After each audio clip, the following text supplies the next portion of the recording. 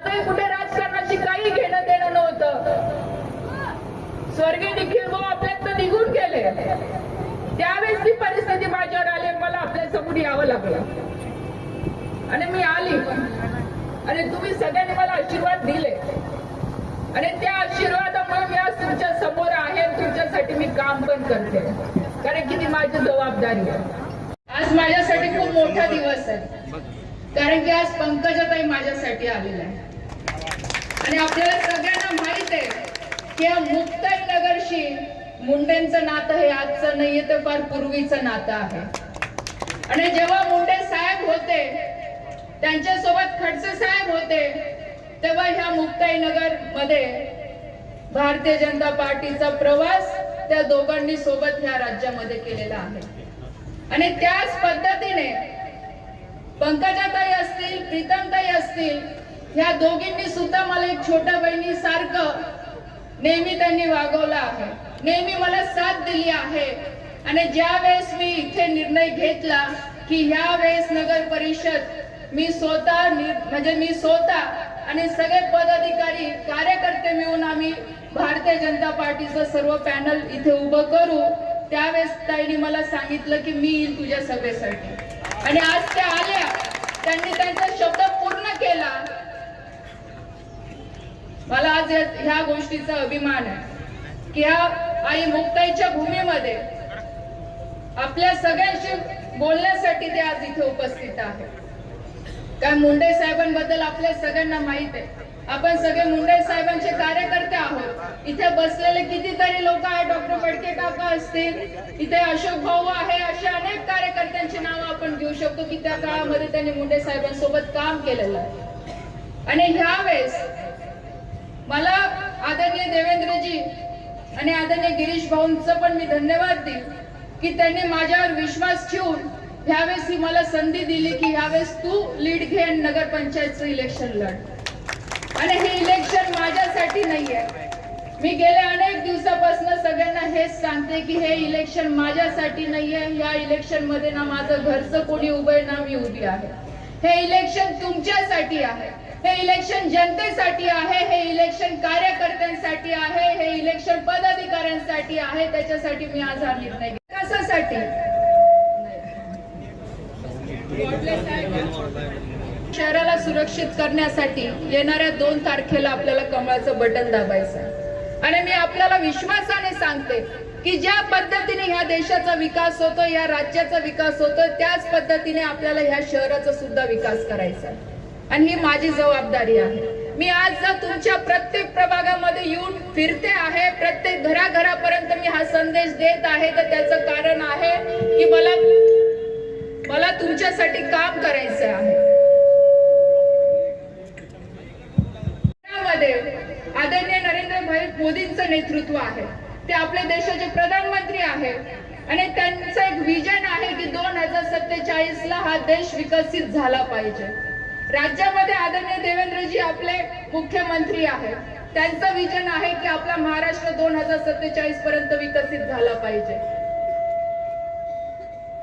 देश विकसित करायचा असेल, राज्य विकसित करायचं असेल, तर त्यासाठी आपल्याला शहराला पण विकसित करावं लागेल. आणि म्हणून ह्या शहराचा विकास, ह्या शहराला मोबाईल तुम्ही मागे राहा, मोबाईल पुढे नका, ते रेंजमुळे जसं होतं. आणि आपल्या ह्या शहर बाजूला उतरा, खाली बाजूला. आणि याच्या आधी घराणेशाही बद्दल ते खूप बोलले, पण आज ती वेळ त्यांच्यावर पण आलेली आहे.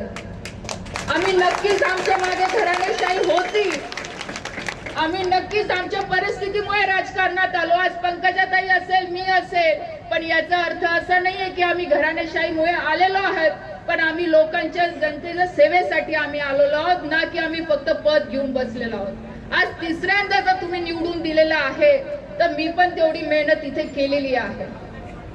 याचा अर्थ असा नाहीये की आमच्या मागे आमच्या वडिलांचं नाव होतं म्हणून फक्त आम्ही नाव लावलं आणि निवडून आलो आणि फक्त घरी बसलो. आम्ही लोकांपर्यंत पोहोचलो, तेवढा संघर्षही आम्ही केला. माझंही कुठे राजकारणाशी काही घेणं देणं नव्हतं. स्वर्गीय निखिल भाऊ आपल्यात निघून गेले, त्यावेळेस ती परिस्थिती माझ्यावर आली आणि मला आपल्या समोर यावं लागलं आणि मी आली आणि तुम्ही सगळ्यांनी मला आशीर्वाद दिले आणि त्या आशीर्वादामुळे मी आज तुमच्या समोर आहे आणि तुमच्यासाठी मी काम पण करते, कारण की ती माझी जबाबदारी आहे. मी फक्त पद घेऊन मी घरात नाही बसली, पण तुम्ही जेवढ्या छाती ठोक जे लोकांना सांगत होते ना की माझ्या घरातनं कोणी राजकारण करणार नाही, मग आज तुम्ही काय केलं? काय केलं तुम्ही पण तर तेच केलं. तुमच्याकडे तर एवढे सक्षम उमेदवार होतं असं आम्ही ऐकायचो, मग कुठे गेले तर तुमचे सक्षम उमेदवार? का नाही त्यांना संधी दिली? मी तरी आज सांगते की ही निवडणूक मी माझ्यासाठी नाही तर माझ्या कार्यकर्त्यांसाठी लढते आहे, मी लोकांसाठी लढते आहे. आज तर तुम्ही ते पण नाही केलं. तुमचे सक्षम कार्यकर्ते असून सुद्धा तुम्ही त्यांना घरी बसवलं, स्वतःच्या मुलीला पुढे केलं आणि अजून तुम्ही स्टेजवरनं सांगतात की ही लढाई लोकांची नाही आणि खडसे आणि पाटीलची आहे. अरे लोकांसाठी काम करा, लोकांनी तुम्हाला निवडून दिलेलं आहे, लोकांमध्ये जाऊन काम करा ना की इथे दादागिरी तुमची इथे नका चालू. इथे महिलांना परेशान करायसाठी तुम्हाला लोकांनी नाही निवडून दिलेलं आहे, इथे जनतेने तुम्हाला काम करायसाठी निवडून दिलेलं आहे. तुम्हाला कॉम्पिटिशन करायची ना आमच्या सोबत कामांची करा. जर मी 15 कोटीचे काम केले असतील तुम्ही 100चे करा, जर मी 100चे केलेले असतील तर 200चे करा, पण फक्त व्यक्तिगत वादामुळे जर तुम्ही जनतेला वेठीस धरत असाल तर मी पण शांत बसणार नाही आणि त्यासाठीच मी आज तुमच्या समोर उभी आहे. नाही तर मी याच्या आधी तुम्ही बघितलं असेल मी कधी एवढं सक्रियपणे मी राजकारणात कधी भाग घेतला नाही, कोणत्या निवडणुकामध्ये मी सक्रिय झाली नाही. माझं लोकसभेचं इलेक्शन आहे तर तुम्हीच लोक मला एवढं डोक्यावर घेऊन घेतात की मला गरज नसते की मी प्रत्येक ठिकाणी मी जाईल, कारण की तुम्ही सगळे माझ्या पाठीशी राहता. चर्चा सुरू झाली की इथे भारतीय जनता पार्टी संपली आहे. नक्कीच काही काळ आमचा पण खराब गेला, कारण की मागच्या वेळेस नगर परिषद ग्रामपंचायत नगर जेव्हा पहिल्यांदा नगर परिषद इथे झाली तेव्हा भारतीय जनता पार्टीच्या आपल्या नगर अध्यक्ष निवडून आले आणि त्या पण आज या व्यासपीठावर आहे. आदरणीय नजमाताई या मुक्ताई नगरच्या पहिल्या नगर अध्यक्ष आणि त्याच्यानंतरचा जो काही काळ होता ते आपल्याला सगळ्यांना त्याच्याबद्दल माहित आहे. आणि त्यानंतर जे काही इथे मुक्ताईनगर शहरामध्ये घडलं आपल्या सगळ्यांना माहित आहे.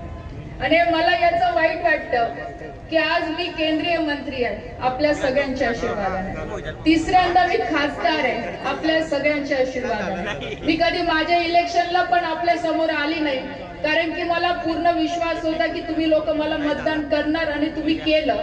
आणि जवळपास 50 ते 60 हजाराच्या फरकाने तुम्ही तिघही इलेक्शन मध्ये मला निवडून दिलेला आहे. तुमचा जो विश्वास आहे त्या विश्वासाला मी पात्र ठरली पाहिजे, म्हणून मी ह्यावेळेस निर्णय घेतला की ह्या शहराचा ह्या तालुक्याचा जर विकास करायचा असेल तर इथे आपल्याला सर्वसामान्य जनतेमध्ये जावं लागेल, त्यांच्या समस्या आपल्याला समजून घ्याव्या लागतील. आणि जे शहरामध्ये जे दहशतीचं वातावरण चालू आहे किंवा ज्या मुली आज महिला आज सुरक्षित इथे त्यांना जे वाटतं आहे त्यांच्यासाठी आज आपण उभं राहिलो पाहिजे, कारण की मी पण ह्या शहराची एक रहिवासी आहे, हा तालुका माझा आहे, इथले लोक माझे आहे, म्हणून मी आज तुमच्या सगळ्यांच्या समोर आहे.